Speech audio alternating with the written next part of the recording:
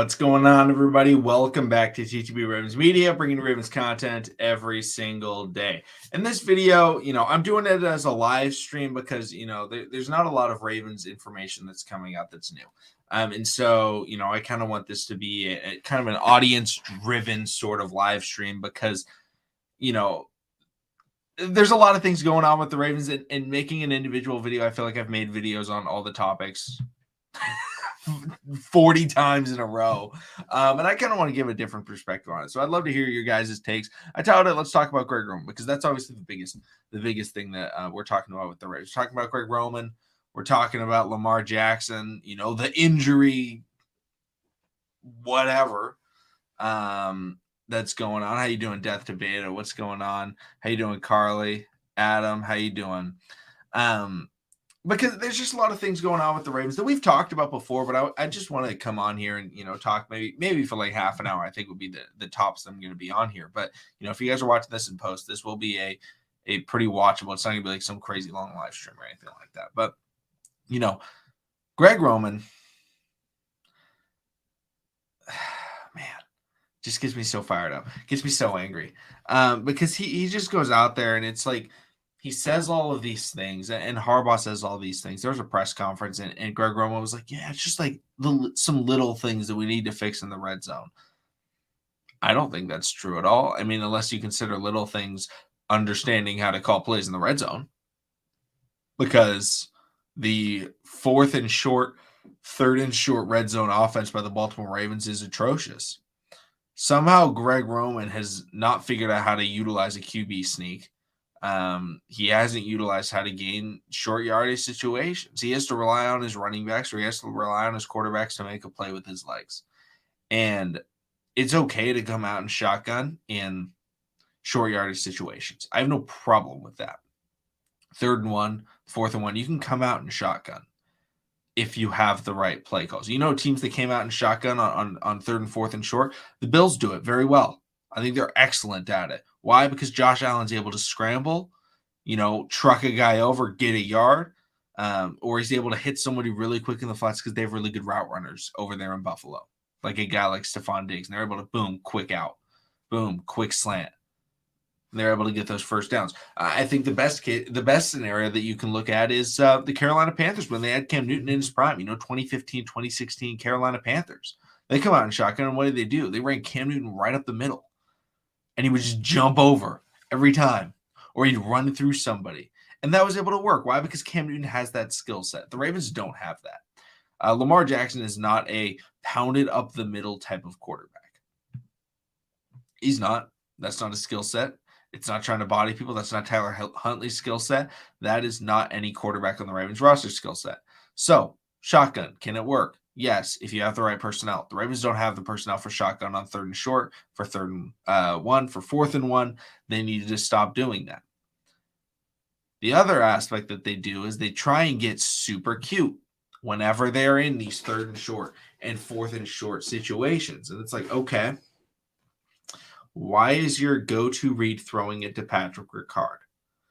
And I think one of the funniest arguments that I hear in the NFL is Patrick Ricard's a top 2 fullback. He's a 4-time Pro Bowler. And I'm like, yes, but fullback is the least important position in the NFL. It is the least utilized. It is the least respected. And I like Patrick Ricard. I like having a fullback. But Patrick Ricard is not a pass-catching fullback. He's not a ball carrier fullback. He is a big offensive lineman. That is what he is. And he pulls and he pancakes people. He is not a pass catcher. He is not good with the ball in his hands. We should not have him as an option in all of this. And it is live, White. I just figured, rather than doing a solo video, I would make it live. Because I feel like you guys have some input to add, and I feel like I've made these videos so many times that I get kind of annoyed with myself because I'm like, I feel like I'm not adding anything new. Greg Rasputin. That's good, Void. That's good. Adam78, you need to talk about Harbaugh also. When will he learn his old school philosophy style of offense? Being run heavy can control the clock, but can't score enough points, just carry a team to a championship. So I was watching the I can't remember the name of it, the Kelsey podcast, Jason Kelsey, Travis Kelsey, and Jason Kelsey was talking about the head coaches that don't call plays, because Nick Sirianni does not call plays. And so Sirianni, he was talking about it, he's like, I really like it. And then it's interesting because Andy Reid does call the plays in Kansas City, most of the time.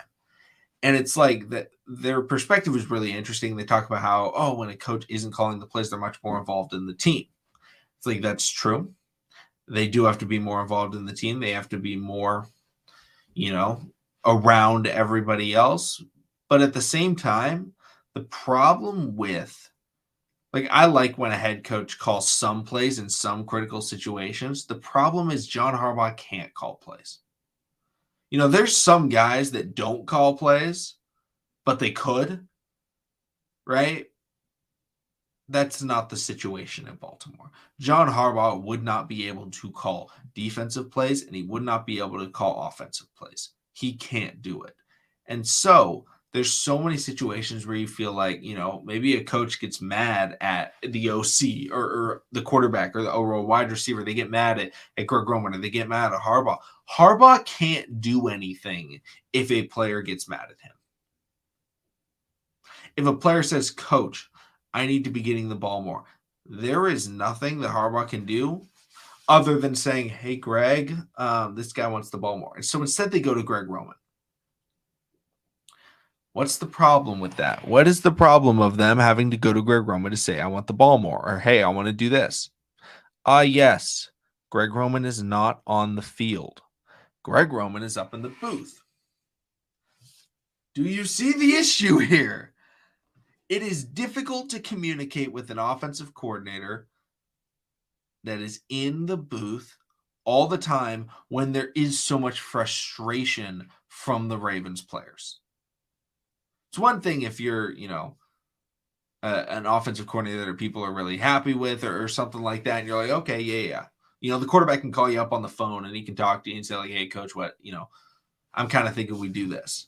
But there's not going to be 5 players doing that. So what happens is these guys have to start yelling at, other coaches. And we've seen players come after Harbaugh and start yelling at him. And Harbaugh looks back at them and he tries to calm them down, because in reality, he's not calling the plays. He's able to push the blame from the players almost onto the offensive or defensive coordinator.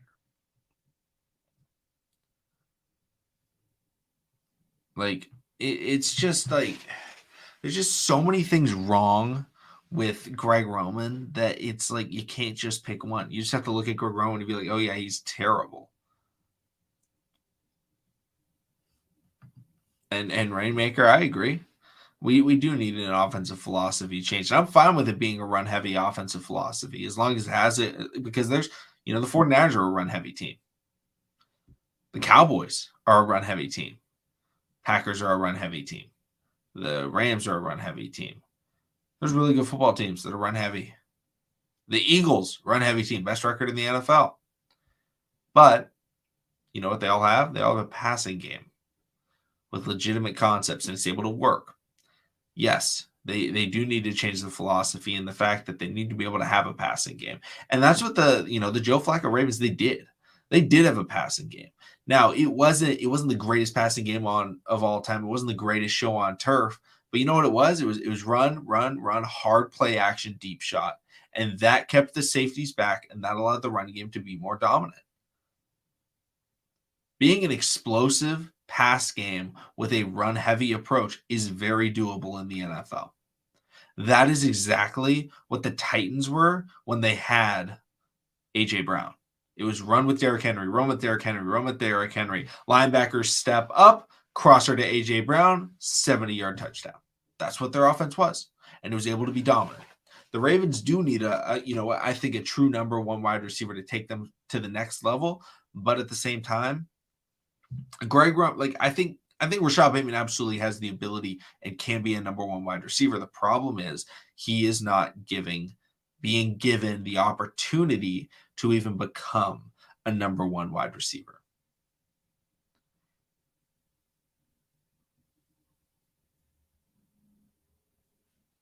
Like, if you're not given the opportunity to become a number one, and I think the Ravens should draft. I've said this all along, before the season even started. I said the Ravens need to go into the NFL draft. They need one of two things in the 2023 draft in the first round. They need a cornerback or they need a wide receiver. That is what they need. Do not draft an offensive lineman. Do not draft an edge rusher. Do not draft a linebacker. Do not draft a safety.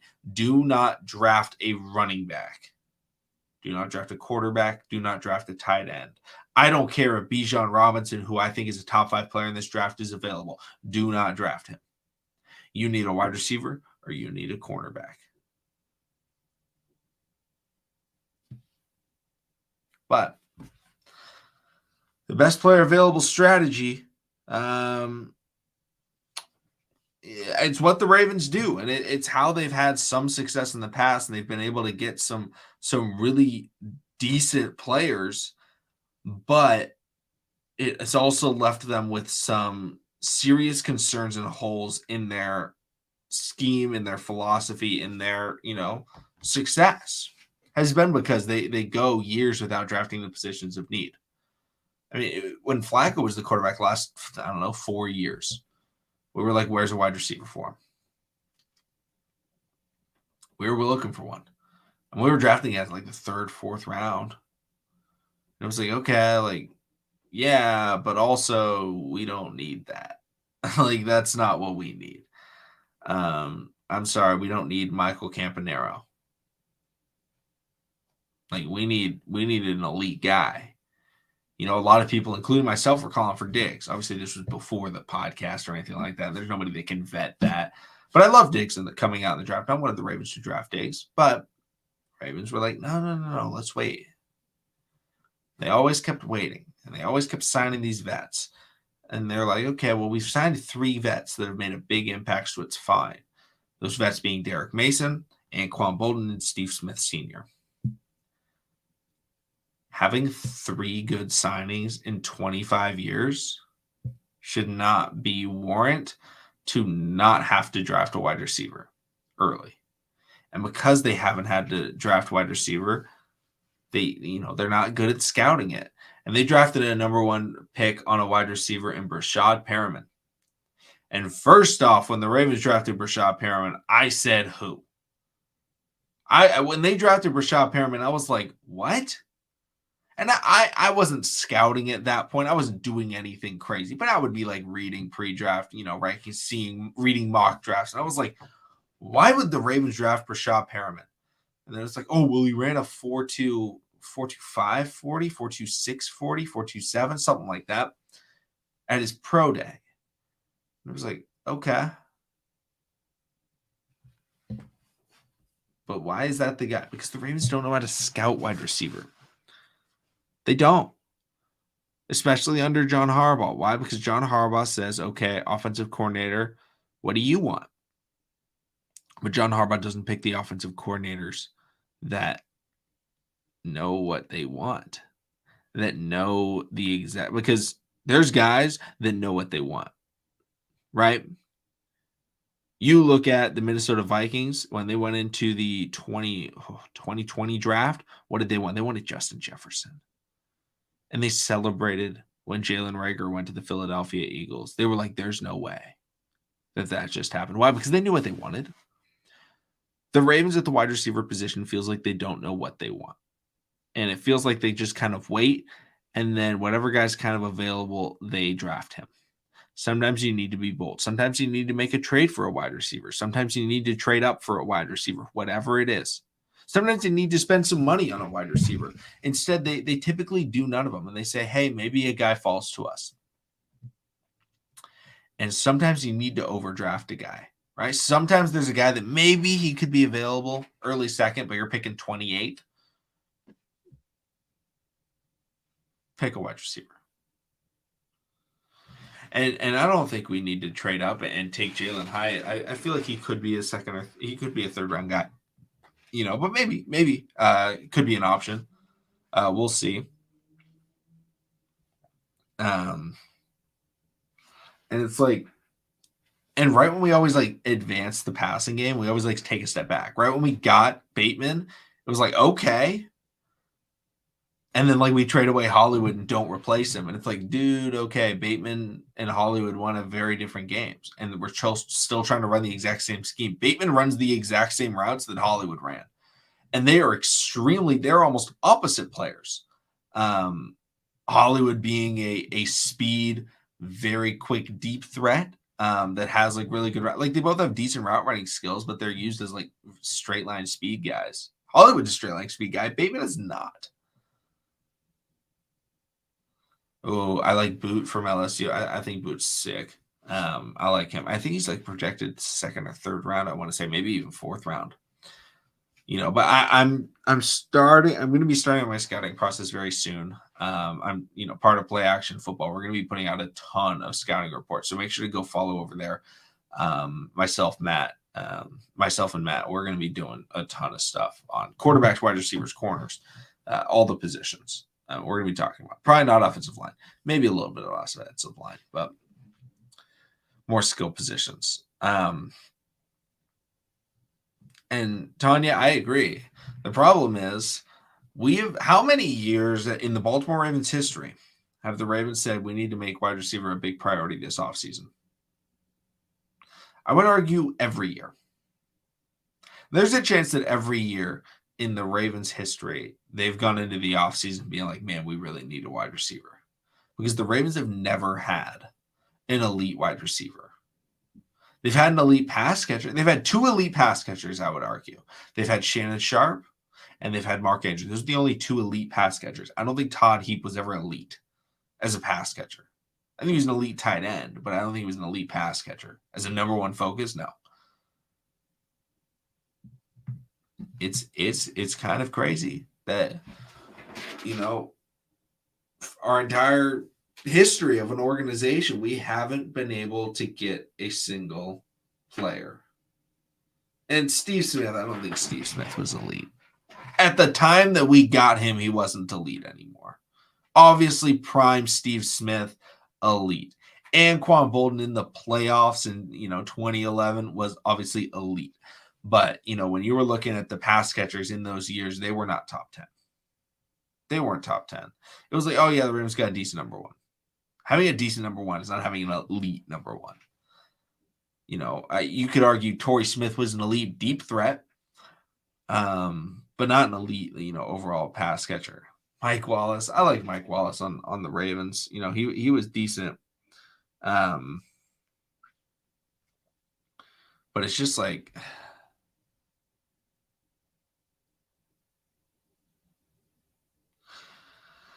It's just frustrating. It's just frustrating because, it's the same problems year after year after year after year.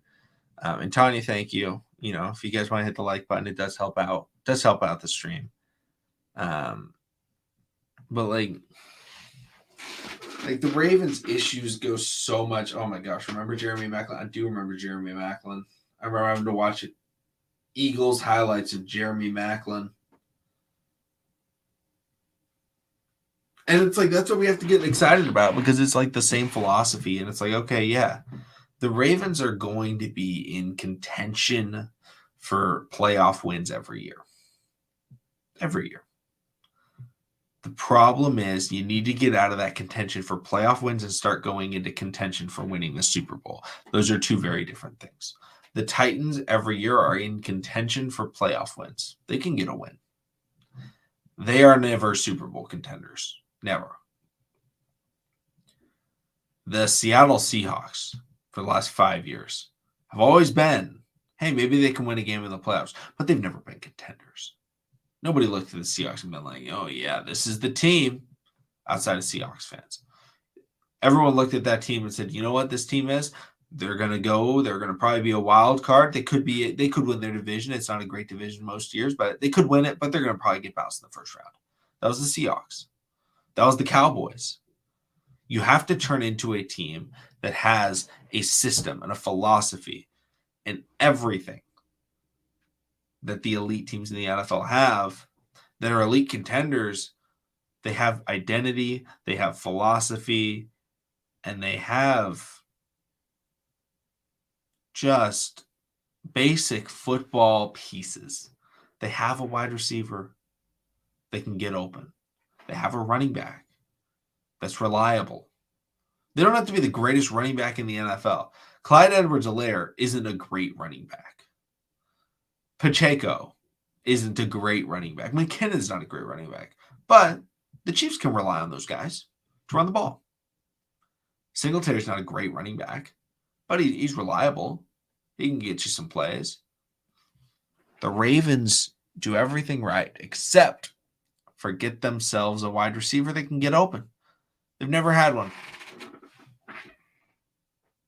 That's the problem. And when you have an organization that's never had a wide receiver that's been able to get open, it's like it's almost a situation where like you don't know what you don't have. Like you don't know what you don't know. So since the Ravens have never had it, it's not like they're sitting there and be like, man, remember when we had Randy Moss? We need to go get ourselves a guy like that. Because that's what the Vikings were thinking. So then they went out and they got Diggs. And they were like, let's go ahead and get Jefferson now. We need to bring that back. Same thing with, you can say even like the Packers. They lost Devontae Adams, and they went out and they were like, man, we need to get a guy. And they got Christian Watson. And is Christian Watson Devontae Adams in year one? No. But he's a good player in year one. And he's definitely shown potential to be, an elite NFL wide receiver. So, I think it's just the history of the Ravens has kind of lulled them into this sense of, it's almost like when everybody tells you can't do something, so you really want to prove them wrong. And I think that's what the Ravens do with the wide receiver position, because every offseason critics, analysts, they go out and they say like, hey, the Ravens are not doing this right. They're not. And then the Ravens go, oh, yeah? We'll show you. We'll show you. And then they like do well in the regular season. They're like, I told you, man. I told you. And then they get to the playoffs. And it's like, never mind. You actually need to have a guy that can separate. Shucks. Oh, well, next year. And then we go into the offseason. It goes, hey, the Ravens need a wide receiver. That's why they couldn't win in the playoffs. And then the Ravens don't get it. It's the way it goes as a Ravens fan. And Greg Roman's a problem with it. Eric DeCosta's a problem. Ozzie Newsome was a problem with it. That was one of the biggest, flaws of Ozzie Newsome was that he couldn't bring in wide receivers to the Ravens. Couldn't get the guys.